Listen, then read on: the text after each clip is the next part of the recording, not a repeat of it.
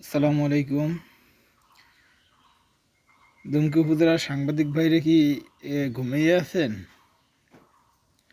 আপনাদের জেগে উঠতে হবে। সাংবাদিকতা হচ্ছে একটি মহান পেশা।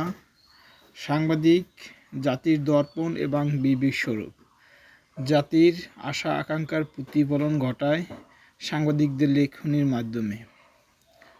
বিভিন্ন প্রতিষ্ঠানের সামনে এসএসসি পরীক্ষার্থীদের কাছ থেকে জোরপূর্বক প্রবেশপত্র নামে অবৈধভাবে নিয়ম বহির্ভূতভাবে টাকা হাতিয়ে নিচ্ছে, যেটা ফর্ম ফিল আপের সময় বোর্ড থেকে পরীক্ষার খরচ বাবদ বিভিন্ন ফি ও ফর্ম ফিল আপের সাথেই ধরা থাকে। এটা নেওয়া সম্পূর্ণ বেআইনি। এটা নেওয়ার কোনো বিধান নাই। বেসরকারি এমপিভুক্ত শিক্ষা প্রতিষ্ঠানের নীতিমালাও এটা বিধান নেই। আমি সেটাও পরে দেখছি। কিন্তু নিয়ম বহির্ভূতভাবে কীভাবে মানুষের চোখের সামনে এই বিভিন্ন শিক্ষা প্রতিষ্ঠানে, বিশেষ করে মুরাদিয়া মাধ্যমিক বিদ্যালয় সহ দুমকি উপজেলার প্রায় শিক্ষা প্রতিষ্ঠানে এই টাকাগুলো নিতে আছে। সাংবাদিকদের মাধ্যমে অন্যায়, অনিয়ম ও দুর্নীতির মানুষের কাছে প্রকাশ পায় তাদের লেখনীর মাধ্যমে, সংবাদ প্রকাশের মাধ্যমে। তারা হচ্ছে জাতির আয়না স্বরূপ।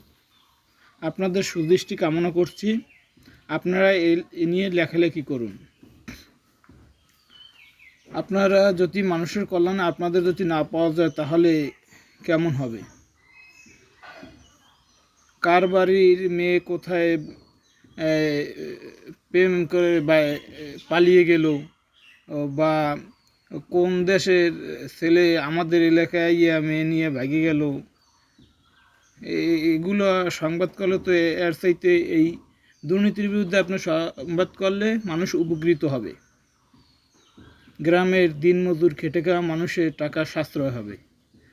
দুর্নীতির লাগাম টানে ধরতে আপনাদের একান্ত সহযোগিতা প্রয়োজন। আপনারা না সহযোগিতা করলে বাংলাদেশকে দুর্নীতি মুক্ত করা সম্ভব না। বাংলাদেশে এমন কোনো সেক্টর নাই, প্রতিটা সেক্টরই দুর্নীতিতে ভরা।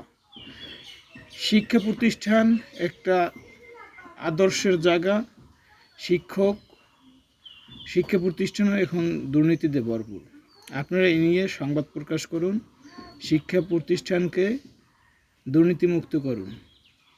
শিক্ষার্থীরা শিক্ষা প্রতিষ্ঠান থেকে শিক্ষা গ্রহণ করে। আর শিক্ষা প্রতিষ্ঠান যদি এরকম দুর্নীতি লেগেই থাকে তাহলে কিন্তু ছাত্রছাত্রীরা এই দুর্নীতির প্রতি অ্যাট্রাক্ট হবে। ধন্যবাদ। কোনো সাংবাদিক ভাইদের